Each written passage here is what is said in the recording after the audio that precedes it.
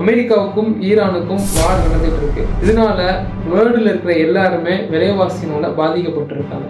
இந்த வாரை தாண்டி உங்க பாடியில உங்களுக்கே தெரியாம நிறைய வார் நடந்துட்டு இருக்கு. அதிகமான ஆயிலி ஃபுட்டை அடிக்கடி எடுக்கிறதுனால உங்களுடைய ஹார்ட் ஃபேட்னால அக்குமுலேட் ஆகி துடிக்கிறதுக்கு போராடுது. ப்ராப்பரான ஸ்லீப்பிங் இல்லாதனால உங்களுடைய பிரெயின் வீக் ஆகிட்டே இருக்கு. டீ காஃபி அதிகமாக எடுத்துக்கிட்டே இருக்கிறதுனால டெம்பரவரியா எனர்ஜி பூஸ்ட் ஆகி பெர்மனண்டா உங்களுடைய எனர்ஜி குறைஞ்சிக்கிட்டே இருக்கு. ஜங்க் ஃபுட் அதிகமாக எடுக்கிறதுனால உங்களுக்கே தெரியாம கட் ஹெல்த் பாதிக்கப்பட்டு கேன்சர் இந்த மாதிரியான வியாதி வர்றதுக்கு அதிக சான்சஸ் இருக்கு.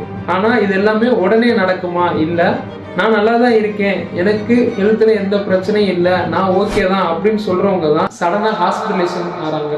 இன்னும் ஒரு படி மேல சொல்லணும்னா சடனா ஹார்ட் அட்டாக்ல கூட இறந்து போறாங்க. ஒரு ஆளுகிட்ட இருக்கிற பவரை தவறா யூஸ் பண்றதுனால உலக நாடே இன்னைக்கு பாதிக்கப்பட்டு இருக்கு. அது மாதிரி உங்களுடைய வாயும் உங்களுடைய மூளையும் செய்யற தவறுனால உங்களுடைய லைஃபே பாதிக்கப்படுது.